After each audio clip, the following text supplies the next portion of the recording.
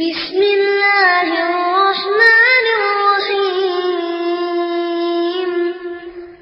إذا جاء نصر الله والفتح نحمده ونستعينه ونستغفره ونعوذ بالله من شرور أنفسنا ومن سيئات أعمالنا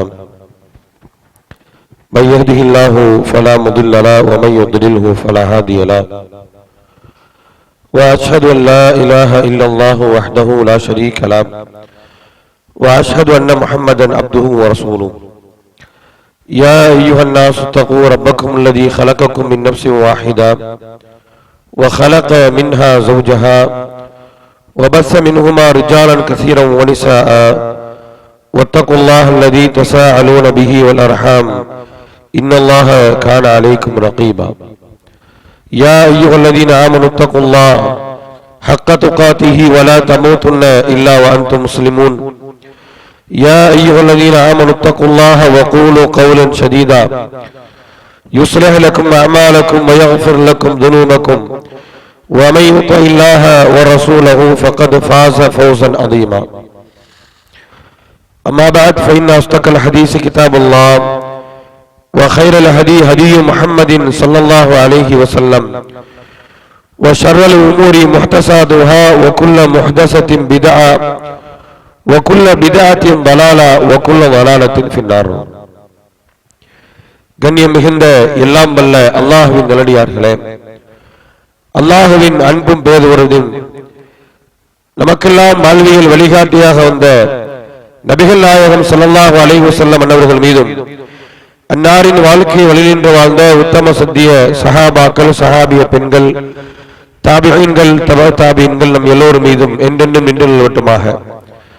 ரப்புல் ஆலமீன் யாருக்கு நலவை நாடுகிறானோ அவர்களுக்கு மார்க்க ஞானத்தை வழங்குவான் என நபிகள் நாயகம் ஸல்லல்லாஹு அலைஹி வஸல்லம் அவர்களுடைய வாக்குறுதிக்கு இணங்க ஜும்ஆவுடைய உரையின் வாயிலாக மார்க்க செய்திகளை தெரிந்து கொள்ள வேண்டும் என்கின்ற உயரிய நோக்கத்தோடு நாமெல்லாம் இங்கே ஒன்று கொண்டு இருக்கின்றோம். இந்த நல்ல வேளையில் இங்கு பேசப்படக்கூடிய செய்திகளை பேசுகிற நானும் கேட்கக்கூடிய நீங்களும் இயன்ற அளவு நம்முடைய வாழ்வில் கடைபிடித்து வாழ வல்ல அல்லாஹ் அருள் செய்ய வேண்டும் என்ற பிரார்த்தனையோடு என் உரையை நான் துவங்குகிறேன். அன்பிற்குரிய எல்லாம் வல்ல அல்லாஹ்வின் நல்லடியார்களே, இஸ்லாம் என்கின்ற உன்னதமான மார்க்கத்தை கடைபிடித்து வாழக்கூடிய நாம் நம்முடைய வாழ்வியல் லட்சியம் நாளை மறுமையில் நமக்கு அல்லாஹ் ரப்பல் ஆலமீன் சொர்க்கம் என்கின்ற மகத்தான பரிசை வழங்க வேண்டும். சொர்க்கம் என்கின்ற உயரிய லட்சியத்திற்காக வாழக்கூடிய நாம் அந்த லட்சியத்தை அடைவதற்கான திருமறை குர்ஆன் பல்வேறு வழிமுறைகளை நமக்கு சொல்லித் தருகிறது. அதிலும் குறிப்பாக ஒவ்வொரு மனிதனுடைய இந்த உலக வாழ்க்கையில் அவனுடைய முடிவை கவனித்துத்தான் அல்லாஹ் ரப்பல் ஆலமீன் மறுமையில் அவருடைய வெற்றியை தோல்வியை தீர்மானிக்கிறார் என்பதாக நபிகள் நாயகம் ஸல்லல்லாஹு அலைஹி வஸல்லம் அவர்கள் சொல்லித் தருகிறார்கள். இந்த உலகத்தில் நாம் எப்படி வாழுகிறோம் என்பதை விட நம்முடைய மரண வேலை எவ்வாறு அமைந்தது, நம்முடைய முடிவு எவ்வாறு அமைந்தது என்பதை பொறுத்துதான் உலகத்தில் இறைவனுக்காக நாம் செயல்பட்ட அனைத்திற்குமான கூலி இருக்கிறது என்பதை அல்லாஹ்வுடைய தூதர் சொல்றாங்க. இன்னமல் அமாலு பில் ஹவாத்திம், ஒரு மனிதனுடைய அனைத்து செயல்பாடுகளும் அவருடைய முடிவை கவனித்துத்தான் தீர்மானிக்கப்படுகிறது.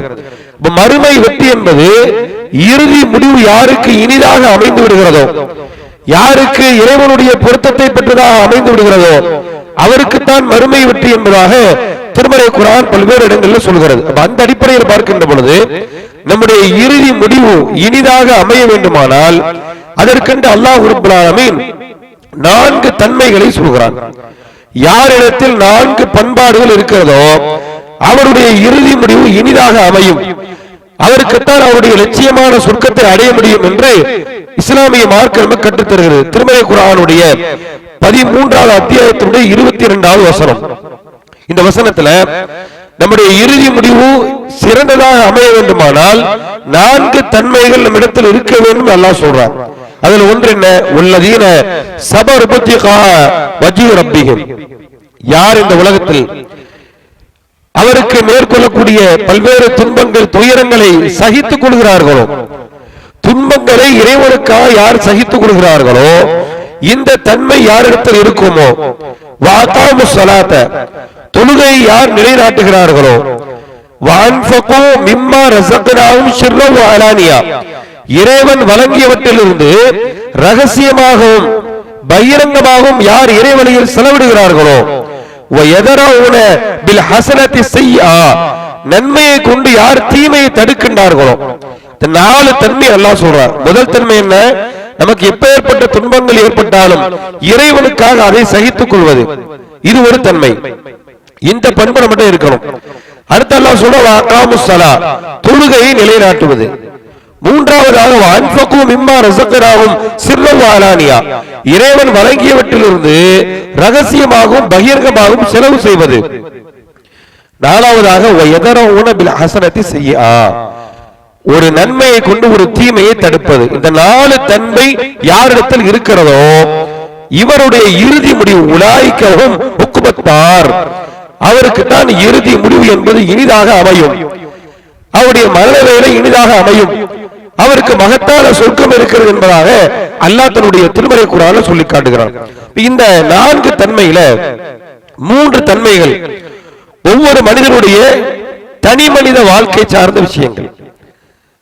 அதாவது பொறுமையை சகித்துக் கொள்வது, சகிப்புத்தன்மை, நமக்கு ஏற்படக்கூடிய சோதனையை பொறுத்துக் கொள்வது, சகித்துக் கொள்வது. இந்த சகிப்புத்தன்மையும் தொழுகையை நிலைநாட்டுவதும் இறைவழியில தர்மம் செய்வது, இது எல்லாமே ஒவ்வொரு தனி மனிதன் சார்ந்த விஷயங்கள். இதுல 4வதாக இறைவன் சொல்லக்கூடிய பண்பு என்னன்னு சொன்னா வயதரவுன பில் ஹஸனத்தி ஸய்யா, நன்மையை கொண்டு தீமையை தடுப்பது. இந்த தீமையை தடுக்குதல் என்கின்ற இந்த பண்பாடு இருக்குது, அது சமுதாயம் சார்ந்தது. இன்று பெரும்பாலும் இந்த 3 விஷயத்துல முதல்ல சொன்ன 3 விஷயம் இருக்குது, அந்த 3 தன்மைகள் பெரும்பான்மையான இஸ்லாமியர்கள்ட்ட இருக்கும். சோதனையை சகித்துக் கொள்வார்கள், அல்லாஹ்வுக்காக பொறுத்துக் கொள்ளக்கூடிய பொறுமையாக இருக்கட்டும், தொழுகை நிலைநாட்டுவதாக இருக்கட்டும், தர்மம் செய்வதாக இருக்கட்டும், இந்த தன்மைகள் எல்லாம் பெரும்பான்மையான இஸ்லாமியர்கள்ட்ட சாதாரணமாக வந்துவிடும். இந்த 4வது இறைவன் சொல்லக்கூடிய தன்மை இருக்குது, வயதரவுன பில் ஹஸனத்தி ஸய்யா, தீமைகளால் நன்மையை கொண்டு தீமையை தடுப்பது. இந்த தீமையை தடுக்கக்கூடிய இந்த பண்பாடு என்பது பெரும்பான்மை இஸ்லாமியர்கள்ட்ட இருப்பதில்லை. தன்னளவில் சரியாக இருக்கின்றோம், இந்த சமுதாயத்தில் ஏற்படக்கூடிய பிரச்சனைகள், சமூக தீமைகள், இதை தடுக்கணுமே, இது இஸ்லாம் நமக்கு சொல்லக்கூடிய உன்னதமான பண்பாடாக இருக்கிறது. இதனால் தான் இறைவன் நம்மை சிறந்த சமுதாயம் என்று திருமறை குர்ஆனில் சிலாயித்து கூறுகிறாரே. இந்த தன்மை நம்மிடத்தில் இருப்பதனால் நாம் சிறந்த சமுதாயம். இந்த தன்மை யாரிடத்தில் இருக்கிறதோ உலாயிக்குமுல் முஃப்லிஹூன், இந்த தன்மை யாரிடத்தில் இருக்கிறதோ உலாயிக்கு மினஸ் சாலிஹீன். திருமறை குர்ஆன் 3வது அத்தியாயம் ஆல இம்ரான்ல அல்லாஹ் நன்மை ஏவி தீமையை தடுக்கக்கூடிய இந்த தன்மையை பற்றி இறைவன் சிலாயித்து பேசுகிறார். அதுல முதல்ல என்ன சொல்றான்? நீங்க சிறந்த சமுதாயம் சொல்றான். தீமையை தடுப்பதனால், நன்மை ஏவி தீமையை தடுப்பதனால் நீங்க சிறந்த சமுதாயம். மாத்திரமல்ல உலாயிக்குமுல் முஃப்லிஹூன், இந்த தன்மை உங்களிடத்தில் இருப்பதனால் நீங்கள் வெற்றி பெற்றவர்கள். அது மாத்திரமல்ல உலாயிக்கு மினஸ் சாலிஹீன், இந்த தன்மை உங்களிடத்தில் இருப்பதனால் நீங்கள் சாலிஹீன்கள்.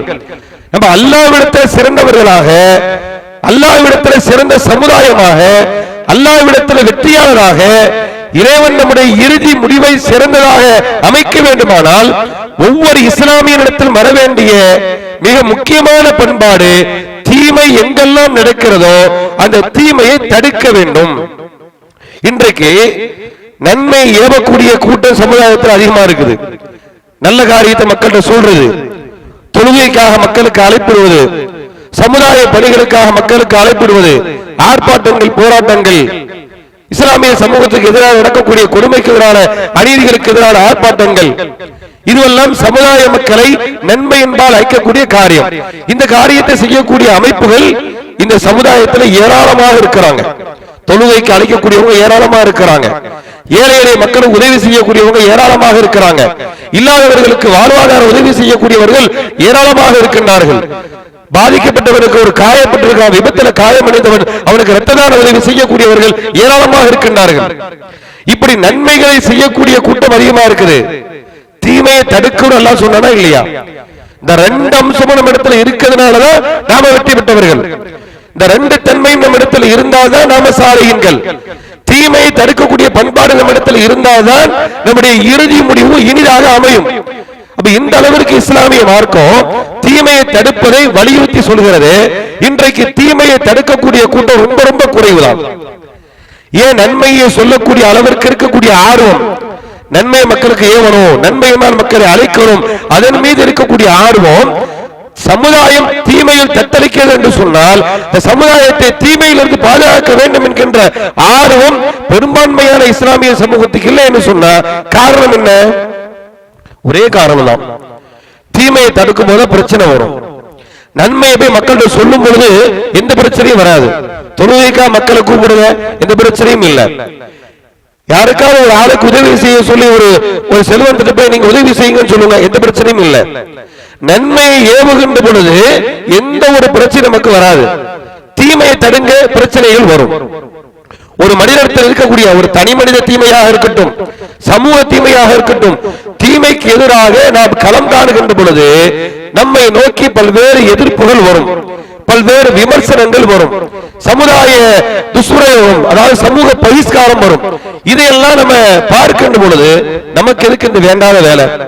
அவன் திருந்தா என்ன, திருந்தாட்டா என்ன, அவன் வரவச்சனை வாங்க என்ன, வேண்டாட்டா என்ன, அவன் ஆடம்பரமா திருமணம் செய்தா என்ன, செய்யாவிட்டால் நமக்கு என்ன என்று இன்றைக்கு தீமையை பார்க்கின்ற பொழுது அதை கண்டும் காணாமல் செல்லக்கூடிய கூட்டம் பெரும்பான்மையாக இருப்பதனுடைய பின்னணி என்னன்னா, தீமையை தடுத்தால் நமக்கு பிரச்சனை வருது, சோதனை வருது, விமர்சனங்கள். ஏன் இந்த விமர்சனம் தேவையில்லாம நமக்கு அவனுக்கு என்ன, எதுக்கு பகை வரணும், நான் என்ன அளவில் வைத்துக் கொள்கிறேன் என்று சொல்லி இந்த தீமையை தடுக்கக்கூடிய, தீமைக்கு எதிராக களம் காணக்கூடிய மக்கள் இந்த சமூகத்தில் ரொம்ப குறைந்து கொண்டே இருக்கின்றார்கள். இன்றைக்கு இஸ்லாமிய சமூகத்தில் இருக்கக்கூடிய பெரும்பான்மையான தீமைகள் நன்மையாக பார்க்கப்படக்கூடிய தீமைகள். சமுதாயத்துல தீமையை நாம தடுக்கன்னு சொன்னா அதனால் ஏற்படக்கூடிய விளைவு என்ன தெரியுமா? ஒட்டுமொத்த சமூகமும் ஒரு தீமையை ஆதரிக்கிறது, ஒரு தீமைக்கு எதிராக களம் காணவில்லை, அதை தடுக்கவில்லை என்று சொன்னால் அந்த தீமை அந்த சமுதாயத்தில் எப்படி மாறும்னா, அந்த தீமைக்கு நாமே சமூக அங்கீகாரம் கொடுக்கின்றோம். யாரும் தடுக்காத தீமையை பார்க்க மாட்டான. இன்னைக்கு அப்படி எத்தனையோ தீமைகள் சமுதாயத்தில் இருக்குது. குறிப்பாக இறைவன் விஷயத்தை எடுத்துக்கொண்டால் இறைவனுக்கு செய்யக்கூடிய தீமைகள்ல ஒரு மிகப்பெரிய தீமையாக இருக்கக்கூடியது என்னது? ஷிர்க் என்று சொல்லக்கூடிய இணை வைப்பு. இறைவன் எந்த தீமையும் அல்லாஹ் நாடினால் மன்னித்து விடுவான். அந்த ஒரு தவறு இருக்கிறது, அந்த தவறை செய்துவிட்டு அவன் இறைவனிடத்தில் கையேந்தாமல் அவன் மரணித்து விட்டால் அந்த தவறுக்கு மன்னிப்பே இல்லை என்று சொல்லக்கூடிய அளவிற்குள்ள ஒரு தீமை என்று சொன்ன இறைவனுக்கு இணை கற்பிக்கக்கூடிய ஒரு தீமை, மிகப்பெரிய தீமை. அந்த தீமை இன்னைக்கு இஸ்லாமிய சமூகத்தில் நன்மை மாதிரி மக்கள்கிட்ட இருக்குது. அல்லாஹ் குர்ஆன்ல சொல்றான், யார் ஈமான் கொண்டிருக்கின்றார்களோ, இறை நம்பிக்கை கொண்டிருக்கிறார்களோ அவர்கள் அதிகமானவர்கள் இணை வைக்கின்றார்கள். ஒமா கான யுமினு அக்ஸருஹும் பில்லாஹ் இல்லா வஹும் முஷ்ரிகூன்.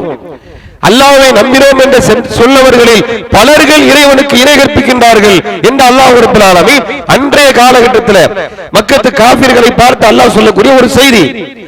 அவர்கள் அல்லாஹ்வை நம்பாதவங்க யாரும் கிடையாது, எல்லாருமே அல்லாஹ்வை நம்பினார்கள். அல்லாஹ்வை நம்பிக்கொண்டே இணை வைத்தார்கள். இவரை பார்த்து அல்லாஹ் சொல்றான், வமா கான யுமினு அக்ஸருஹும் பில்லாஹ் இல்லா வஹும் முஷ்ரிகூன். அல்லாஹ்வை நம்பினோம் என்று சொன்னவர்கள் அதிகமானவர்கள் இணை வைக்கின்றார்கள். இந்த வசனம் இன்றைக்கு நம்ம சமுதாயத்திற்கு, சமகாலத்தில் உள்ள இஸ்லாமியர்களுக்கு பொருந்தி போகக்கூடிய அளவில் இருக்கிறது. அதனால் நம்ம இருக்கக்கூடிய எல்லாருமே முஷ்ரிக்குன்னு சொல்லிட்டோம் என்ற அர்த்தம் இல்லை. அவர்களுடைய செயலை நீங்கள் பாருங்கள். வணக்கத்துக்குரியவர் அல்லாஹ்வை தவிர யாரும் இல்லை என்று நம்பிய இஸ்லாமிய சமூகம் இந்த உலகத்தில் எந்த ஒரு மனிதருக்கு ஏற்படக்கூடிய நன்மையானாலும் தீமையானாலும் அது இறைவனால் தான் ஏற்படுகிறது. வல் கத்ரி கைரிஹி வ ஷர்ரிஹி மினல்லாஹி தஆலா. நமக்கு ஏற்படக்கூடிய நன்மைகள் தீமைகள் எல்லாம் இறைவனால் ஏற்படுகிறது, இறைவன் தான் நம்மை இயக்கின்றான் என்று நம்பிய சமுதாயம். இறைவன் யாருக்கு நன்மை செய்ய நாடிவிட்டானோ அதை தடுப்பதற்கு யாரும் இல்லை. யாரை இறைவன் வழிகாட்டில் விட்டு விட்டானோ அவனுக்கு நேர்வழி காட்டக்கூடியவன் யாரும் இல்லை. இந்த உலகத்தில் மனிதனுக்கு நேர்வழி காட்டுவன் அவன் தான். ஒரு மனிதன் வழிதவறு செய்து விட்டான், இறைவன் ஒரு மனிதனை இணை வைப்பில் தள்ளிவிட்டால் அவனை பாதுகாக்கக்கூடியவன் யாரும் இல்லை என்றெல்லாம் திருமறை குர்ஆன் சொல்கிறது. இத்தனை வசனங்களையும் நம்பக்கூடிய இஸ்லாமிய சமூகம் செயல் அளவில் எப்படி இருக்கிறாங்க? தொழுகையிலே அல்லாஹ்வை ஒன்னே வணங்குகிறேன், உன்னிடமே உதவி தேடுகிறேன். தொழுகைக்கு வெளியில மகான்களின் பெயரால், வலிமார்களின் பெயரால், தரீக்காக்களின் பெயரால் நடக்கக்கூடிய பெரும்பான்மை காரியம் என்ன? ஷிர்க் என்கின்ற இணை வைப்பு.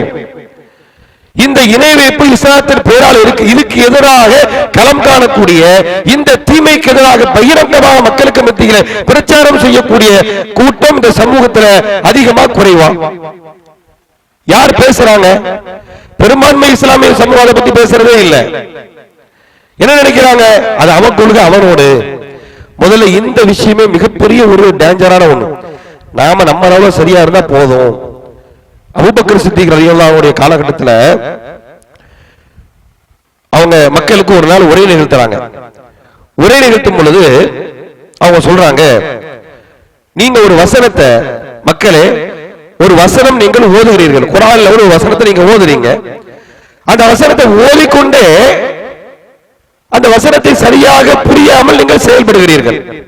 அபூபக்கர் அவங்க சொல்றாங்க, அய்யுஹன் நாஸ், மக்களே, இன்னக்கும் தக்ரவுன ஆதிஹில் ஆயா, குர்ஆன்ல உள்ள இந்த வசனத்தை நீங்க ஓதுறீங்க. என்ன வசனம்?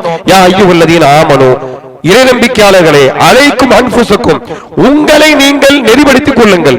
லா யதுர்ருக்கும் மன் தல்ல இதா ஹதைத்தும், உங்களை நீங்கள் நெறிப்படுத்திக் கொண்டால் யாரெல்லாம் நேர்வழிக்கு அப்பாற்பட்டு வழிகேட்டில் இருக்கிறார்களோ அவர்களால் உங்களுக்கு எந்த ஒரு பிரச்சனையும் இல்லை என்ற வசனத்தை நீங்கள் ஓதுகிறீர்கள்.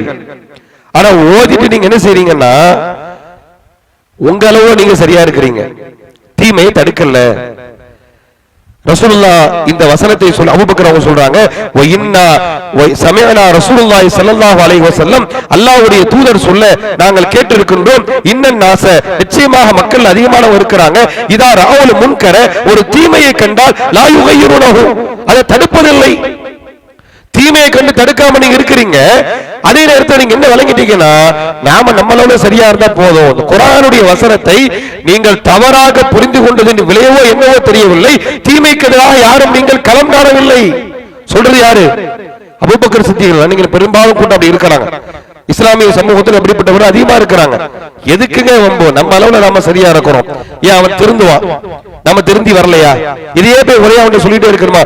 இன்னும் சொல்வதென்றால், இன்றைக்கு இந்த இணை வைப்புக்கு எதிரான பிரச்சாரத்தை பேசும் பொழுது அதை கேட்க கூட சில ஆட்களுக்கு சலிப்பு தட்டுது. ஒரே இதையே போட்டு திரும்ப திரும்ப பேசிக்கிட்டு, எங்க போனாலும் சிறுக்கு, எங்க போனாலும் தர்கா, எங்க போனாலும் இணை வைப்பு. பெரும்பாலும் இது யாருக்கு இந்த சலிப்பு தட்டுதுன்னா, யார் இந்த தீமையை செய்கிறார்களோ அவர்களுக்கு இல்ல, யார் இதை தீமைன்னு விளங்கி வைத்திருக்கிறார்களோ, தர்கா வழிபாடு அது வழிகேடு, மீலாது வழிகேடு, மௌனது வழிகேடு, கந்தூரி வழிகேடு என்று யாரெல்லாம் நம்பி இருக்கிறார்கள், இப்படிப்பட்ட நம்பிக்கையாளர்களுடைய உள்ளத்தில் எப்படிப்பட்ட மனநிலையை மாறிவிட்டு சொன்னா, சிறுக்குக்கு எதிராக பேசும் பொழுது ஒரே இதே போட்டு அஞ்சு பேசிட்டு இருக்கிறீங்க, திரும்ப திரும்ப அதான் பேசிட்டு இருக்கிறீங்க, ஏன் அதை பேசுறீங்க? சில இடங்கள்ல எப்படி சொல்றாங்கன்னா, மத்த ஆட்கள்லாம் வெளிமக்கள்லாம் வருவாங்க, அதனால கொஞ்சம் பார்த்து பேசிக்கங்க. யார் வருவாங்க? இந்த தீமையை செய்யக்கூடியவங்க வருவாங்க, வந்தா அவனுக்கு தான் பேசவே செய்யணும். நம்ம என்ன நினைக்கிறோம், வராம ஓடிடக்கூடாது. இன்னும் ஒரு சிலர் என்ன நினைக்கிறாங்க தெரியுமா, ஜி நாம நம்ம விஷயத்தை மட்டும் சொல்லிட்டு போனா என்ன, அவங்களே நம்ம கிராஸ் பண்ணணும், அவங்க நம்ம வழிக்கு வரல, நாம அவங்க வழிக்கு போகணும். என்ன நினைக்கிறாங்கன்னா, அவங்க ஏகத்துவத்துக்கு எதிராக பேசாவிட்டால் நாம இணை வைப்புக்கு எதிராக பேசக்கூடாது. எப்படியா மார்க்கம் சொல்லுது? நபிகள் நாயகம் ஸல்லல்லாஹு அலைஹி வஸல்லம் அவர்கள் இந்த ஏகத்துவத்தை பிரச்சாரம் பண்ணும் பொழுது, அந்த ஏகத்துவத்தினுடைய கலிமா, அந்த தாத்பரியம் இருக்குது, ஏகத்துவத்தினுடைய தாத்பரியம், தாரக மந்திரம் லா இலாஹ இல்லல்லாஹ், இது என்ன சொல்லுது? அல்லாஹ் மட்டும் கடவுள். அப்படியே அல்லாஹ் சொன்ன, லா இலாஹ இல்லல்லாஹ், வணக்கத்துக்குரியவன் அல்லாஹ்வை தவிர வேறு யாரும் இல்லை. அல்லாஹ் மட்டும் இறைவன் என்று சொல்லல, அல்லாஹ் மட்டும் இறைவன், அவனை தவிர வேறு யாரும் இறைவன் இல்லை, வேறு யாரும் கடவுள் இல்லை. நீ வணங்கக்கூடிய சிலைகள் கடவுள் இல்லை, நீ வழிபடக்கூடிய ராத்து உஸ்ஸா மனாத்து சொல்லக்கூடிய என்னென்ன சிலைகள் இருக்கிறதோ இது எல்லாமே கடவுள் இல்லை. ரசூலுல்லாஹ் பிரச்சாரம் பண்ணாங்க. ரசூலுல்லாஹ் என்ன பார்க்கல, அவன் நம்ம வழியில வரல, நம்ம எதுக்கு அவன் வழியில போகணும்? நீ சிலையை வணங்குறது வணங்கிட்டே இரு, நான் அல்லாஹ் மட்டும் வணங்குறோம் அப்படியே இருந்தாங்க. அப்படி இருந்தா இஸ்லாம் வளர்ந்திருக்கும். முதல்ல இந்த சிந்தனை எங்கிருந்து வருகிறது, இதை எப்படி நம்ம சரியானுகிறோம்? நம்மை பற்றி அவர்கள் பேசவில்லை என்று சொன்னால் அவர்களை பற்றி நம்ம எந்த தனிநபரை பற்றியும் பேச வேண்டியதில்லை. நாம் அவர்கள்ட்ட இருக்கக்கூடிய தீமைகளை பேசுகிறோம், சமுதாயத்தில் இருக்கக்கூடிய தீமைகளை பேசுகிறோம். தீமைகள் மிகப்பெரிய தீமையாக இறைவன் மன்னிக்கவே மாட்டேன் என்று சொல்லக்கூடிய, இறைவன் இவருக்காக நீங்கள் மன்னிப்பு கேட்க கூடாது என்று சொல்லக்கூடிய ஒரு மிகப்பெரிய தீமையா இருக்கக்கூடிய இணை வைப்பு மக்களிடத்துல, இஸ்லாமியர்களிடத்துல, ஏகத்துவத்தை ஏற்றுக்கொண்ட மக்களிடத்துல இருக்கிறதாக எத்தனை பேர் நம்ம பிரச்சாரம் பண்றோம்? நாம அது சமுதாயத்தை ரொம்ப நம்ம அண்டி போகணும், அவர்களோடு நாம இறங்கி போகணும் என்று நினைத்து தீமையை தடுக்காமல் இருக்கின்றோம். நமக்கு நாமே வியாக்கியானம் சொல்லிக்கணும், நம்ம அளவுல சரியா இருக்கணும். நீங்க ஒரு சில ஆளுக்கு நடுநிலைவாதிகள் அப்படின்னு இருப்பாங்க. ஒரு பேர் என்ன? நடுநிலைவாதிகள். அவங்க என்ன செய்வாங்கன்னா, அவங்களுக்கு அவங்களாவே சொல்லிக்குவாங்க, நான் எந்த ஜமாத்தும் கிடையாது, நான் எல்லா ஜமாத்தையும் எனக்கு வேணும். அது எப்படி சொல்ல முடியும்? எல்லாம் எனக்கு வேணும். எல்லாத்தையும் சரி காண முடியுமா? சரியானதைத்தான் சரி காண முடியும், தவறானதை தவறு என்றுதான் புறக்கணிக்க வேண்டும். எனக்கு சரியும் வேணும், தவறும் வேணும், எனக்கு நல்லவனும் வேணும், கெட்டவனும் வேணும். அப்படி சொல்றது எப்படி நல்லதா இருக்கும்? எனக்கு நல்லவர்கள் தான் வேணும், நல்லவர்களோடு நான் சகவாசம் வைத்துக் கொள்வேன். எனக்கு பாவிகள் வேண்டாம், தீமை வேண்டாம், தீமையை செய்யக்கூடியவர்களோடு நான் சகவாசம் வைத்துக் கொள்ள மாட்டேன் என்று சொல்வது நல்லதா? நடுநிலை என்ற பேர்ல எனக்கு எல்லாரும் வேணும், தர்காவுக்கு போறவனும் வேணும், அப்ப இணை வைப்பு வேணும், தர்காவுக்கு போகாதவனும் இணை வைப்பு, ஏகத்துவம் தௌஹீதும் சரிதான், தர்கா எல்லாமே சரிதான் என்று எல்லாவற்றையும் தீமைகளை சரிகாணக்கூடிய சிலர்கள் இருக்கிறாங்க. அவர்கள் தங்களுக்கு தாங்களாவே சொல்லிக் கொண்ட பேரு நடுநிலைவாதிகள். இஸ்லாம் இப்படிப்பட்ட ஆட்களை எல்லாம் எதிர்க்குது. யார் ஒரு தீமையை பார்த்து விட்டு அதை தடுக்காமல் சொல்கின்றானோ அவரிடத்துல ஈமான் இல்லைன்னு சொல்றோம். ஈமானுடைய அடையாளமாக தீமையை தடுப்பதை இஸ்லாம் சொல்கிறது. உங்களில் ஒருவர் ஒரு தீமையை, உங்களில் ஒரு ஈமான் கொண்டவர், இறை நம்பிக்கையாளர் ஒரு தீமை நடக்க கண்டால் கையால் தடுங்கள், நாவால் சொல்லி தடுங்கள், இல்லை என்றால் மனதால் வெறுத்து ஒதுங்குங்கள். அது ஈமானுடைய கடைசி நிலை. ஈமானுடைய கடைசி நிலையை பயன்படுத்தியாவது தீமையை தடுக்க வேண்டும் என்று சொன்ன மார்க்கத்தை ஏற்றுக்கொண்ட இஸ்லாமியர்கள் இன்னைக்கு இணை வைப்புக்கு எதிராக வாயை திறக்கிறதே இல்லை. ஒவ்வொரு மாதத்திலும் இஸ்லாமியர்கள் ஏதாவது ஒரு தர்காவின் பெயரால் வழிபாடுகள், ரஜப் மாசம் ஏராளமான பிதஅத்துகள் இந்த மாசத்தில் நடக்கும். இந்த மாதத்தை எடுத்துக்கொண்டால் பல்வேறு அனாச்சாரங்கள், இன்னும் சொல்ல போனா இந்த மாதத்தின் பெயரால் ஏராளமான இட்டுக்கட்டப்பட்ட செய்திகள்லாம் இருக்குது. ரஜபுடைய சிறப்புங்கிற பேர்ல பல்வேறு இட்டுக்கட்டப்பட்ட செய்திகள், அதெல்லாம் பகிரங்கமாக மக்கள்கிட்ட பேசுவாங்க. இந்த மேராஜ்ங்கிற பேர்ல அனாச்சாரம் இந்த மாசத்துல நடக்கும். ஹாஜா நாயகம் வலியுல்லாங்கிற பேர்ல ஒருவர் இறந்துவிட்ட ஒரு மனிதரை மகான் அவுலியாங்கிற பேர்ல இந்த மாதங்கள்ல நிறைய இடங்கள்ல அனாச்சாரங்கள். இதுவெல்லாம் இணை வைப்பா இல்லையா? அல்லாஹ்விடத்தில் கையேந்த வேண்டிய சமுதாயம் இன்னைக்கு இறந்தவர்கள்ட்ட மகான்கிட்ட போய் கையேந்துறாங்க. அது ஷிர்க் என்று நாம் பிரச்சாரம் செய்தால் அது செய்யலாம், ஷிர்க் இல்லை என்று நேரடியாக பிரச்சாரம் செய்யக்கூடிய ஒரு உலமாக்கள் பல்வேறு வியாக்கியானங்கள் சொல்லுவாங்க. ஆனா இந்த இணை வைப்புக்கு எதிராக சஹாபாக்கள் எப்படி இருந்தாங்க? சின்னது பெருசு எல்லாம் பார்க்கல, இணை வைப்பின் சாயல் கூட இல்லாத சமூகத்தை உருவாக்க வேண்டும் என்று பாடுபட்டவர்கள் சஹாபாக்கள். இப்னு உமர் ரலியல்லாஹு அன்ஹு அவர்களுக்கு அருகில ஒரு மனிதர் பேசிக் கொள்கிறார். இப்னு உமர் அவங்க பக்கத்துல ஒரு ஆள் பேசிட்டு இருக்கும்போது திடீர்னு என்ன செய்யறாரு, அவர் சத்தியம் செய்யறார். ஏதோ ஒரு விஷயத்தை உண்மைப்படுத்துறதுக்கு, நம்ப வைக்கிறதுக்கு அவர் யாலிஃபு லாவல் காபா, காபாவின் ஆணையாக நான் சொல்லுகிறேன்னு சொல்லிடுறாரு. அப்ப அருகில் இருந்த இப்னு உமர் அவர் சொல்றாரு, ஃபகால லஹு இப்னு உமர் இன்னி சமிஅத்து ரசூலுல்லாஹி ஸல்லல்லாஹு அலைஹி வஸல்லம், அல்லாஹ்வுடைய தூதர் சொல்ல நான் கேட்டிருக்கின்றேன், மன் ஹலஃப பிகைரில்லாஹ் ஃபக்கத் அஷ்ரக, அல்லாஹ் அல்லாதவற்றின் மீது சத்தியம் செய்வது இணை வைப்பு என்றார்கள். இறைவன் அல்லாதவற்றின் மீது சத்தியம் செய்வது இணை வைப்பு. இது எல்லாம் தரத்தில் ஒன்றுதான். ஒருவர் சிலையை வணங்குவதும் சிலைக்கு சாஸ்தாங்கம் செய்வதும் இறைவன் அல்லாதவற்றின் மீது சத்தியம் செய்வதும் அல்லாஹ்வுடைய பார்வையில் ரெண்டு பேரும் ஒண்ணுதான். நீ என்னதான் தொழுதாலும் நோன்பு இருந்தாலும் இறைவனை நம்பி இருந்தாலும் இறைவனுக்கு செய்யக்கூடிய இன்ன பிற காரியங்களை செய்தாலும் ஒருவன் அல்லாதவற்றின் மீது சத்தியம் செய்தால் எப்படி இறைவன் அல்லாதவற்றை வணங்குவது, அதுக்கு சாஸ்தாங்கம் செய்வது எப்படி ஷிர்க்கோ அதுவும் இதுவும் தரத்தில் எந்த வித்தியாசம் இல்லை என்று இஸ்லாம் சொல்கிறது. ஆனா இன்றைக்கு உலமாக்கள் வியாக்கியானம் சொல்றாங்க, சபபி என்ற அடிப்படையில் கேட்கலாம், இறந்து போனவர்கள்ட்ட கேட்க கூடாது, மறைத்தவர்கிட்ட கேட்க கூடாது, படைத்த இறைவனிடத்தில் கேட்கணும். அதான் ஏகத்துவம் என்று சொன்னால் இறந்தவர்கள்ட்ட கேட்கலாம். அவர்களுக்கு அல்லாஹ் சில ஆற்றல்களை கொடுத்திருக்கின்றான். அவர்கள் மூலமாக இந்த உலகத்திற்கு ஏராளமான நன்மைகள் நடக்கிறது. இந்த உலகத்தில் பெரும்பான்மை நன்மை நடப்பதற்கு அல்லாஹ் அவர்களை காரணமாக்கிறான். அவர்கள் காரணம் என்ற அடிப்படையில் அவர்கள்ட்ட கேட்கலாம். அவர்களுக்காக ஆற்றல் இருக்கிறது என்று நம்பக்கூடாது. அல்லாஹ் அவர்களுக்கு அந்த ஆற்றலை கொடுத்திருக்கிறார் என்று நம்பிக்கொண்டு கேட்கலாம். இந்த மாதிரி வியாக்கியானம் சொல்லக்கூடியவர்கள் உலமாக்கள். குழந்தை அல்லாஹ் தான் கொடுக்கிறான். அந்த குழந்தையை அல்லாஹ் கொடுக்கிறது. ஒரு வசனத்துல ஜிப்ரீல் அலைஹிஸ்ஸலாம் அன்னவர்கள் திருமறை குர்ஆன்ல அல்லாஹ் சொல்றான். திருமறை குர்ஆன்ல அல்லாஹ் ரப்பல் ஆலமீன் அந்த ஈசா அலைஹிஸ்ஸலாமுடைய தாயார் அவங்களுக்கு அல்லாஹ் அந்த கருவை அல்லாஹ் கொடுக்கும் போது அந்த விஷயத்தை அல்லாஹ் சொல்லி காட்டும் பொழுது அந்த வானவர் நான் உனக்கு குழந்தையை கொடுத்தேன் குர்ஆன்ல ஒரு வசனம் வருது. இதை வச்சுக்கிட்டு என்ன சொல்றாங்கன்னா, உலகத்துல குழந்தைகளை மனிதனை படைக்கிறது யாரு? அல்லாஹ் தான மனிதனுக்கு குழந்தையை கொடுக்கிறான். அல்லாஹ் மனிதனுக்கு குழந்தையை கொடுக்கிறான்னு இருக்கிறது. இங்க ஜிப்ரீல் நான் உனக்கு குழந்தையை தந்தான்னு சொல்றாரு. அப்ப அல்லாஹ் தந்தானா ஜிப்ரீல் தந்தாரா? அல்லாஹ் தருகிறான். ஜிப்ரீல் அல்லாஹ் காரணமாக்குறான். அப்ப ஜிப்ரீல் அல்லாஹ் காரணமாக்குறதுனால ஜிப்ரீல்கிட்ட போய் கேட்கலாம். இந்த விளக்கம் எங்கிருந்து எடுத்தீர்கள்? அப்ப இது மாதிரி ஒரு அல்லாஹ் இந்த உலகத்தில் எல்லாவற்றையும் காரண காரியங்களோடு நடத்துறான். நமக்கு நேரடியா அல்லாஹ் வாழ்வாதாரம் தரான் அப்படி சொல்லுவோம். நம்ம உழைக்கிறோம், சம்பாதிக்கிறோம், நமக்கு காசு யாரு தான் தரா? அல்லாஹ் தான் தரா. யார் மூலமா தரா? ஓனர் மூலமா தரா. நீ ஓனர்ட்ட எல்லாத்தையுமே அல்லாஹ்ட்ட கேட்கிற மாதிரி கேளு. கேட்க முடியுமா? அப்படி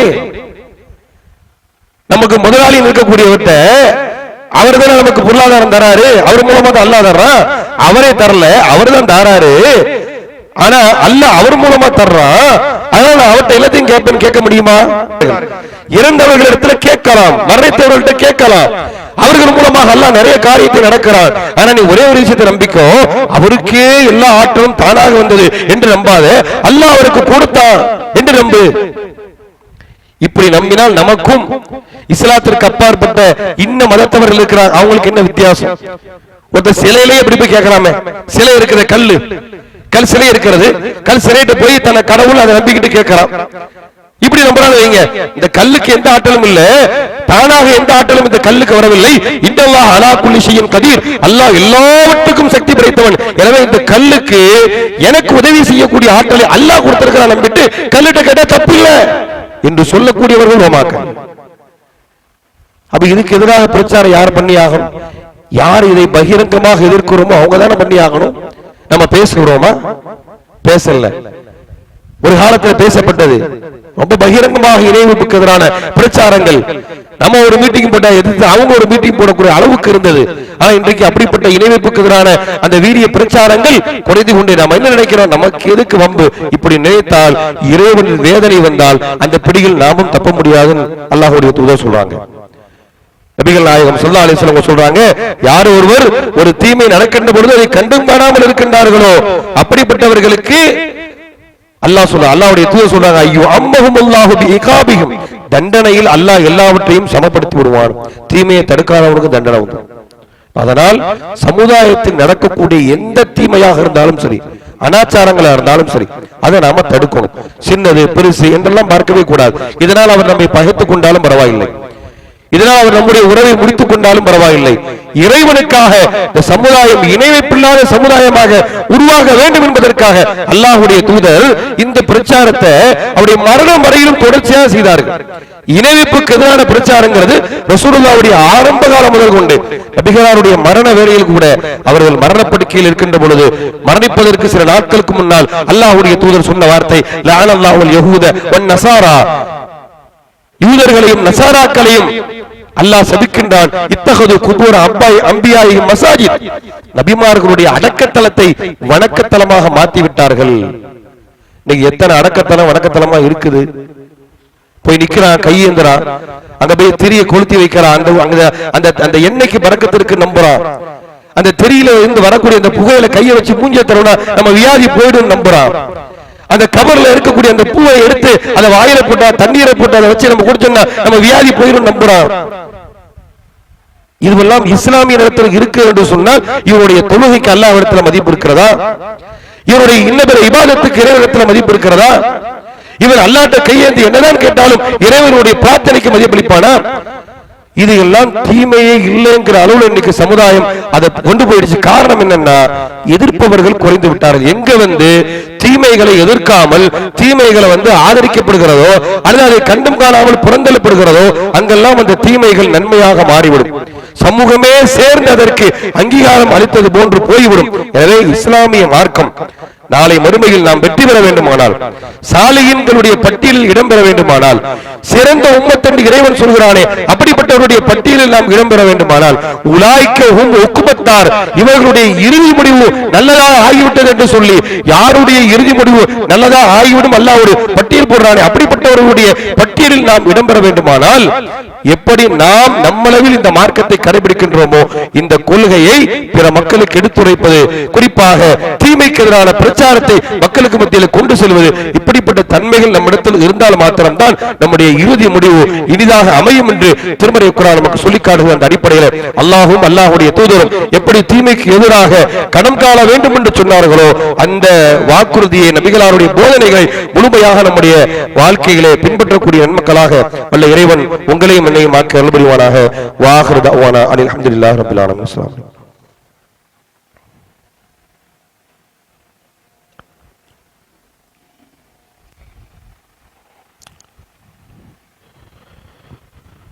அன்பிற்குரிய எல்லாம் வல்ல அல்லாஹ்வின் நல்லடியார்களே,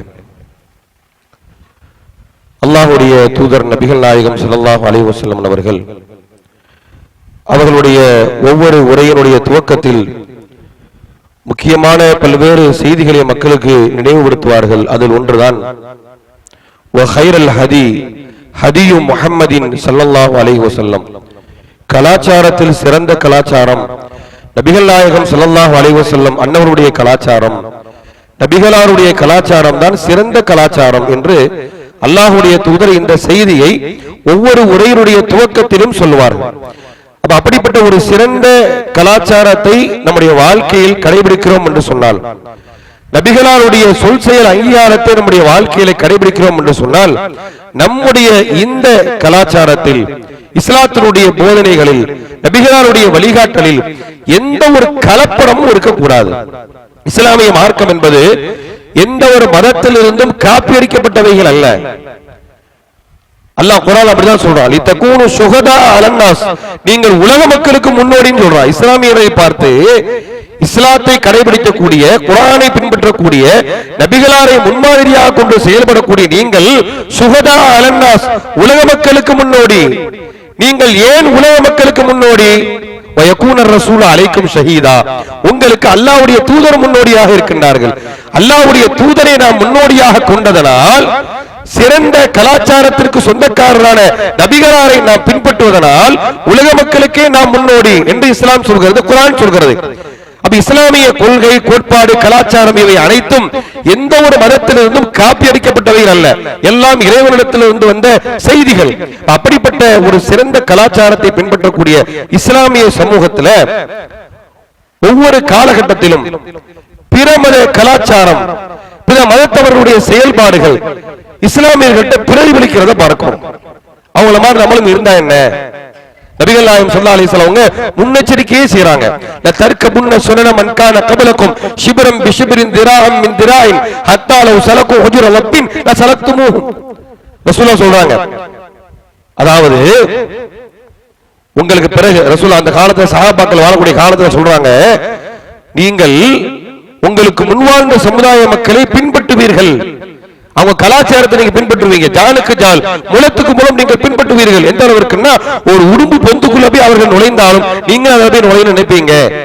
சஹாபா கேட்கிறாங்க, யாரு? அஹும் யஹூத வன் நஸாரா, அவர்கள் யூத நஸாராக்களா என்று கேட்கின்ற பொழுது அவர்கள் அல்லாத வேறு யாருன்னு சொன்னாங்க. இன்றைக்கு பார்த்தீங்கன்னா பெரும்பான்மை இஸ்லாமியர்களுடைய அந்த செயல்பாடுகள் அவர்களுக்கு ஒத்து இருக்கிறத பார்க்கிறோம். குறிப்பாக ஒவ்வொரு ஆண்டினுடைய துவக்கம் இருக்கிற அதுக்கு நியூ இயர் கொண்டாட்டம் பெயர்ல நீங்க சமுதாயத்துல மதத்திற்கு அப்பாற்பட்டு எல்லா மதத்தவர்களும் சேர்ந்து கொண்டாடக்கூடிய ஒரு பண்டிகையாக இது மாறி இருப்பதை பார்க்கிறோம். புத்தாண்டு கொண்டாட்டம் என்பது அது ஒரு மதத்தவர்களுடைய கலாச்சாரம், அது குறிப்பிட்ட ஒரு மதத்தவர்களுடைய கலாச்சாரம்.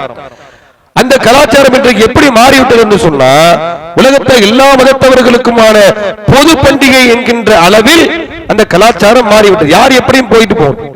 ஆனா இஸ்லாமியரும் சேர்ந்து அந்த நாளை ஒரு ஆண்டினுடைய துவக்க நாள் இது அவங்க கொண்டாடுறாங்க. அவருடைய நம்பிக்கை என்ன, அவருடைய பின்னணி என்னன்னா, அதுல பல்வேறு மூட நம்பிக்கை இருக்குது. கொண்டாடக்கூடியவர்கள்ட்ட அவர்கள்ட்ட பல்வேறு மூட நம்பிக்கைகள். அதுல ஒண்ணு என்னன்னு சொன்னா, ஒரு ஆண்டினுடைய துவக்கத்தில் மகிழ்ச்சியாக இருந்தோம் சொன்னா ஆண்டு முழுக்க மகிழ்ச்சியா இருக்கலாம் என்ற அவங்களுடைய நம்பிக்கை. அது சரியோ தவறோ, அது அவர்களின் கலாச்சாரம். இது நமக்கு இருக்குதா? நமக்குன்னு இஸ்லாமிய மார்க்கம் 2 பண்டிகைகளை தந்திருக்கிறது. நோன்பு பெருநாள், ஹஜ் பெருநாள் என்று நம்ம கொண்டாடக்கூடிய 2 பண்டிகைகள். அதுதான் நமக்கு பெருநாள், நமக்கு பண்டிகை. ஆனா இன்றைக்கு இஸ்லாமிய சமூகத்தில் இதை பாருங்க, கேட்டா இதை நாங்க ஒரு இபாதத்தாக வழிபாடா செய்யல, சும்மா ஒரு எல்லாருமே செய்யறாங்களேங்கிறதுக்காக செய்யறோம். குறிப்பாக இளைஞர்களுக்கு மத்தியில இந்த வியாதி ரொம்ப ஆழமாக இருக்கு இளைஞர்கள்ட்ட. அதுக்காக வாழ்த்து சொல்றது, அதற்காக புது டிரெஸ்கள் எடுக்கிறது, அதற்காக இனிப்புகள் பரிமாறிக்கொள்வது, இதெல்லாம் நம்ம என்ன நினைக்கிறோம்னா சும்மா ஒரு என்டர்டைன்மெண்ட், எல்லாரும் ஒரு என்ஜாய்மெண்ட் நம்ம நினைக்கிறோம். இஸ்லாம் இதை வன்மையாக கண்டிக்குது. யார் ஒருவன் பிற மதத்தினுடைய கலாச்சாரத்தை பின்பற்றுகிறானோ, மன் தஷப்பஹ பிகௌமின் ஃபஹுவ மின்ஹும், யார் பிற மதத்தவருடைய கலாச்சாரத்தை பின்பற்றுகிறாரோ அவர்களை சார்ந்தவர்கள். நாம வேற மதத்துல இருக்கிறதுக்காக இந்த மார்க்கத்தை நம்ம கடைபிடிக்கிறோம். வேற மதத்தவர்கள் என்ற பட்டியலில் இடம் பிடிக்கவா நம்ம இஸ்லாத்தை கடைபிடிக்க வேண்டும்? இஸ்லாமியர்களா இருக்கக்கூடிய நமக்கு தனியான பண்பாடுகள், தனியான கலாச்சாரங்கள். இந்த கலாச்சாரத்தை கடைபிடிக்கக்கூடிய யாரும் பிற மதத்துக்கு ஒப்பாக அவர்கள் கொண்டாடக்கூடிய பண்டிகை நாம கொண்டாடுறது, அதற்கு வாழ்த்து சொல்றது, அதற்கு புத்தாடைகள் அணிவது, அதற்கு ஒரு உணவு ஏற்பாடுகள் பண்ணுவது, இதுவெல்லாம் இன்றைக்கு இஸ்லாமிய சமூகத்தில் மிகைத்திருப்பதை பார்க்கிறோம். இது எல்லாமே அனாச்சாரங்கள். இந்த அனாச்சாரங்கள் நாளை மறுமையில் நம்மை நரகில் கொண்டு போய் தள்ளும் என்று இஸ்லாமிய மார்க்கம் எச்சரிக்கை செய்கிறது. எனவே இஸ்லாத்தில் இல்லாத எந்த மதத்தினுடைய நம்பிக்கையும் கலாச்சாரத்தையும் பண்பாட்டையும் ஒரு இஸ்லாமியன் கடைபிடித்தால் நாளை மறுமையில் அவன் செல்லக்கூடிய இடம் நரகம் என்று இஸ்லாம் எச்சரிக்கை செய்கிறது. இப்படிப்பட்ட எச்சரிக்கை உணர்வுகளை சரியான முறையில் புரிந்து கொண்டவர்களாக அல்லாஹும் அல்லாஹுடைய தூதரும் எதையெல்லாம் நமக்கு வழிகாட்டினார்களோ, எதுவெல்லாம் நாளை மறுமையில் வெற்றி பெற்று தரும் என்று சொன்னார்களோ, அப்படிப்பட்ட அனைத்து காரியத்தையும் முழுமையாக நம்முடைய வாழ்க்கையிலே செயல்படுத்தி வாழக்கூடிய நன்மக்களாக உள்ள இறைவன் உங்களையும் என்னையும் ஆக்கி அருள் புரிவானாக. வாஹிரு தஅவானா அல்ஹம்துலில்லாஹி ரப்பில் ஆலமீன். அஸ்ஸலாமு அலைக்கும் வரஹ்மத்துல்லாஹி வபரகாத்துஹு.